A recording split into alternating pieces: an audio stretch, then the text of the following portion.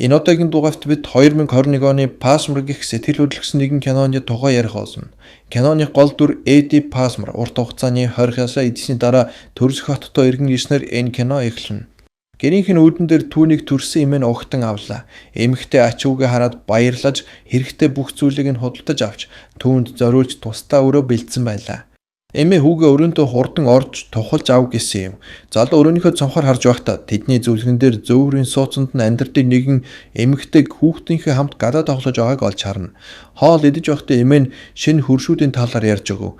Тэр эмэгтэй ёстой нэг явдаг асуудал болсон бүтггүй хөөхөн бөгөөд хэрвээ түүний хүүн байгааг бол эмээ ахидын тэднийг зөөврийн сууцнаас хөөж гарах байсан гэж ярьж өгөв. Мөн эмээ нь ач хүүтэй хэр хэдэн зөвлөгөө өгнө. Наран дахь амьдралд түргэн дасан зохицохын тулд түүнд ердөө ажил олох хэрэгтэй. Бас нэм гариг бүр сүмд хамт очих хэрэгтэй. Харин өөрийгөө өрөвдөх нь хамгийн хэрэггүй зүйл гэж хэллээ. Манай Баатар хугацаанаас өмнө тэнсэн суллагдсан тул 2-7 хоногт нэг удаа цагдаад бүртгүүлж мөн үе үе хар тамхины шинжилгээ өгөх ёстой байлаа. Залуу маргаашийн бүтэн өдрийг ажил хайж өнгөрөөж харин оройн бааранд орж хуучин найзуудтайгаа уулзахаар шийдэнэ. Найзууд нь аль хэдийн гэр бүлтэй болж амьдсан бол нэг найз нь бүрд цагдаад ажилд орсон байв. Удалгүй бааранд нь өнөөх бүтэхгүй хөрш эмхтэй гарч ирээд шууд л шинэхэн ирсэн залууд наартаж эхэлнэ. Тэд бүсгүн амьдардаг зөөврийн сууцанд нь хамтдаа халуухан шөнийг өнгөрөөснөөр Passmore-ын энэ өдөр дуусав. Өглөө нь Passmore гадаа гайхтаа тун таагүй байдалд орно. Түүний үйлдэл анзааралгүй өнгөрсөнгүй. Залууг унтаж байхад нь эмээн сэрэж сүмд явах хэрэгтэйг сануусахад баг зэрэг говьж байсан ч эмээтэйгээ хамт сүм рүү явахыг зөвшөөрнө. Машины арын суудалд мөн хөрш эмэгтэй хүү Сэм сууж байлаа. Замдаа хүү Passmore-т шөнө тэр ээжтэй нь унтлахын хувцсгүй бүр дотор хувцс зүгөө унтаж байгааг нь харсан гэж хэлнэ. Үүнийг сонссон ухаалаг эмээ сэдвийг хурдан өөрчлөв. Сүмд манай Баатарыг хараад бүх хүмүүс хоорондоо шивэр авир гэж эхэлнэ. Мөрөглийн дараа залууд цагдаагийн дарга ойртож ирээд бие зөв авч явахыг зөвлөнө. Цагдаа найз нь аавынхаа үгнээс болж эвүүргсэн ч Passmore үүнийг тайван хүлээж авлаа. Нэг залуу хөршийн хүү Сэмиг октостой сонин бүжиг хийж байгааг хараад энэ залуутай ямар нэгэн босхгүй байгаа нь илт байна гэж хэлв. Гэхдээ ирээд хүү эмээд баярлалаа гэж хэлэн салгаас хийж мөн залууг тэрвэн баявтаг гин. Маргааш нь Vivian эмээ ач хүүгээ дэлгүүр ороод ирэхийг гуйна. Тэр түнд мөнгө болон авах ёстой хүнсний жагсаалт өглөө. Дэжвүрт кассанд дөхөж ирэх үедээ Эдди ажилтан авна гэсэн зар болж харна. Кассчин эмэгтэй түүнийг анкет бөглөхийг санал болгоосовч хажууд нь ирсэн менежер ажлын байр аль хэдийн хүнтэй болсон гэж худал хэлнэ. Энэ жижигхэн хотод манай гол дүр юу хийж шоронд орсонг хүн бүр мэддэг байлаа. Тийм учраас залууд энд ажил олоход хэцүү байх болно. Гэхдээ ирэхэд эмээн залууд Сэм хэсэг хугацаанд тэдэнтэй хамт амьдрна гэж хэлнэ. Учир нь түүний ээж нь дахиад хаашаа ч юм аягтад алгуулжээ. Хүү их сонин аашлна. Тэр эмээд нь нүүр бодолт хийхэд нь баявтайгаар тусалж, үргэлж хүүхэлдэйгээр тоглодог. Залуу хүү тандан жижиг эрэгтэй хүүхэд үсттэй. Эрэгтэй хүүхдүүд хүүхэлдэйгээр тоглолтгүй юм гэж хэллээ. Хожим хоол идэж байхдаа эмээ ач үгээсээ дэлгүүр явахад нь өгсөн мөнгөний хариуцлагыг бүгдийг нь буцааж өгөхийг хүснэ. Түүнд залуу мөнгөний зарим хэсгийг өөртөө үлдээсэн юм шиг санагдсан аж. Passmore энэ буруутгалд хугацаар хариу үзүүлж мөнгийг нь дахин тоосхийг эмээгээс хүслээ. Маргааш нь Эдди хотын 10 жилийн сургууль дээр очино. Энд цэвэрлэгч хэрэгтэй гэсэн байлаа. Ажлын ярилцлагын үеэр захирал эхэндээ түүний ял шийтгэлтэйгээс нь болж татгалзсан ч манай Баатарын түүхийг сонсож аж ахуйн эрхлэгчийнхээ саналыг асуусан дараа залууд боломж олохоор шийднэ. Оройн хоосны үеэр Сэм хүү эмээд ач үгээсээ уушиж гуйх тухай сануулна. Өдөр нь тэр хоёр мөнгийг дахин тоолоход бүх хариулт мөнгө нь яг таарч байсан нь тогтоогдсон байлаа. Хүүгийн зөвснөр тэр ач үгээсээ уушлал гуйна. Яриаг утасны дуудлага таслав. Залуу ярьж ирээд намайг ажилд авсан гэж хэлв. Хүү энэ үед залууд баяр хүргэлээ. Маргааш нь аж ахуйн эрхлэгч залууд зааварчилгаа өгснөөр тэр ажилдаа орно. Хожим Passmore-аас Мисс Мэгигийн ангид байгаа агаар жуулгчийг засахыг хүснэ. Бүсгүй Сэмийн ангийн багш нь байлаа. Хүү залуу руу гараа даалгах боловч Passmore зүгээр л хажуугаар нь өнгөрнө. Сургууль дээр ангийнхан нь Сэмийг бусдаас өөр болохоор нь байнга шоолж шоглдог байлаа. Passmore үүнийг анзаарсан ч оролцсонгүй. Манай Баатарын амьдрал баг багаар хэвэн болж эхэлнэ. Тэр шаргуу ажиллаж, нэм гариг бүр сүмд очиж, аажмаар хотын амьдралд уусаж эхэлсэн юм. Нэг өдөр Эдди эмээгээсээ эвцэрнэ. Ийм зүйл урд өмнө хизээч болж байгаагүй тул залуу түүний өрөө рүү яаран орлоо. Дотогш ороод Vivian эмээ нас барсныг харна. Оршуулгын үеэр Сэм залуугийн гарыг барьж түүнийг тайвшруулахыг оролдоно. Манай баатар энэ явдлыг маш өндөр хүлээж авч оройн тэр их хэмжээгээр архивна. Маргааш нь Пасмар хүүг эд зүстэй хамт цагдаагийн хэлтэст авчирна. Тэр түүнийг их баригчдад хүлээж өгөхийг хүсэж байлаа. Найд цагдаа нь Сэмийн ээж гарч иртэл төр хугацаанд өөр дөрөө байлгахыг санал болгоно. Гэвч Эди хариуд нь Жашуа бол түүний хариуцах зүйл биш гэж хэллээ. Найз нь тэгвэл хүүг асрамжийн газарт өгөхөөс өөр аргагүйг залууд доошгов. Пасмар зөвшөөрөд дуугүйхэн хэгцээс гараад машиндаа ойртож очиод тэр хэсэг хугацаанд явах эсэхээ шийдэж чадахгүй зогсож байгааг гаргаад кадр солигдов. Дараагийн хэсэгт тэд хамтдаа гэрлүүгээ буцаж ирж байгааг үзүүлнэ. Залууд энэ шийдвэр амархан байгаагүй. Учир нь түүнд өмнө хүүхэд асууж байсан туршлагаагт байхгүй байлаа. Гэхдээ хүү ухаантай, биеэ даасан ийм орхигдсон амьдралд дассан тус онцгой анхаарал өөртөө шаарддаггүй нэгэн байв. Нэг өдөр хичээлийн дараа мисс Мэги Сэмийг гэрт нь өргөж өгнө. Тэр шавь нь ямар орчинд амьдарч байгааг шалгахаар орж иржээ. Бүх зүйл хэвэн гэдэгт итгэсний дараа бүсгүй ямар нэг юм тохиолдож магадгүй гэж бодон утасны дугаараа үлдээгээд явсаа. Баг багаар манай бааtruуд нэг нэгэндээ дасаж илүү сайн ойлголцож эхэлнэ. Тэд хамтдаа сургууль руу явж хоёрхнаа цагийг их өнгөрөөнө. Нэг удаа хөл бөмбөгийн үеэр тэд Мэгитэй таарлана. Багш нь Сэмд энэ амралтын өдрүүдэд өөртөө боусинг тоглохоор явахыг санаж болгохоос авч хүү Пасмаргүйгээр явахыг хүссэнгүй. Энэ санал анхнаасаа Сэмд зориулагдсан юусос. Богинохон ятгалахын дараа залууд эдэнтэй нэгтгэх зөвшөөрнө.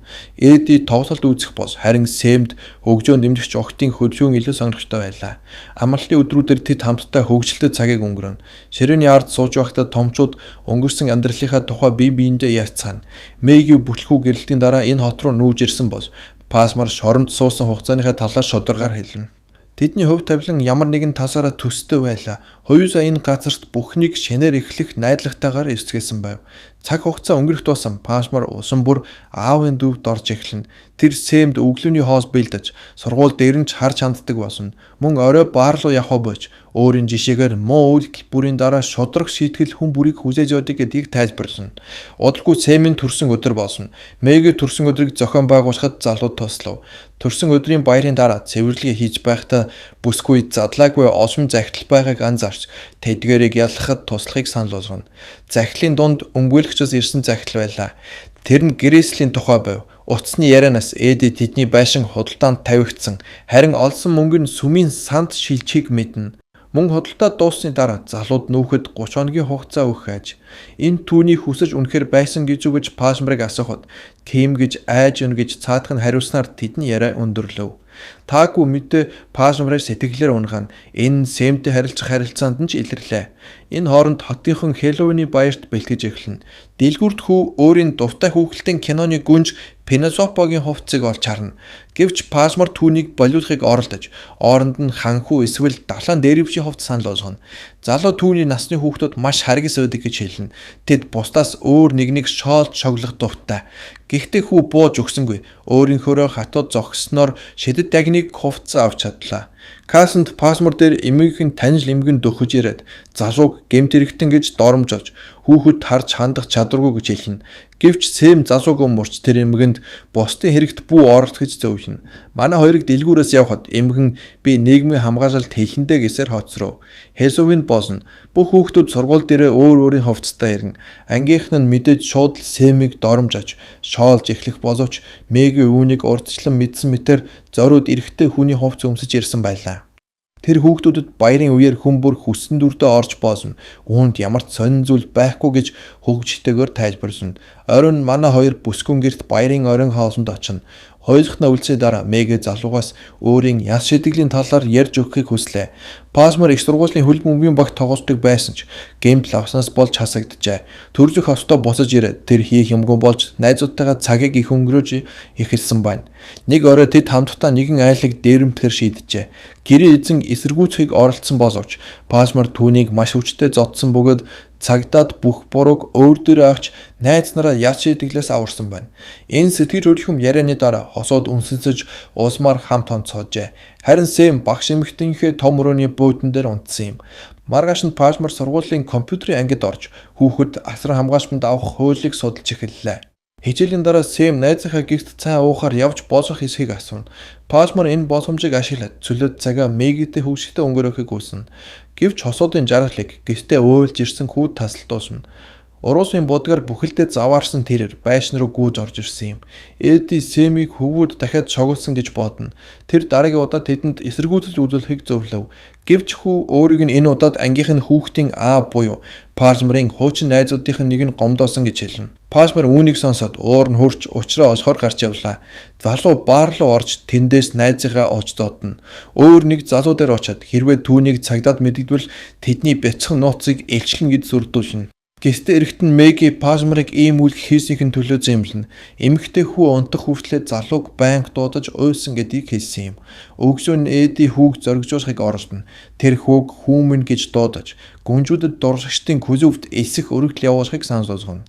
Тэд хамтдаа эзэлтийн анхны хэл хүүгээ бичиж эхлэв.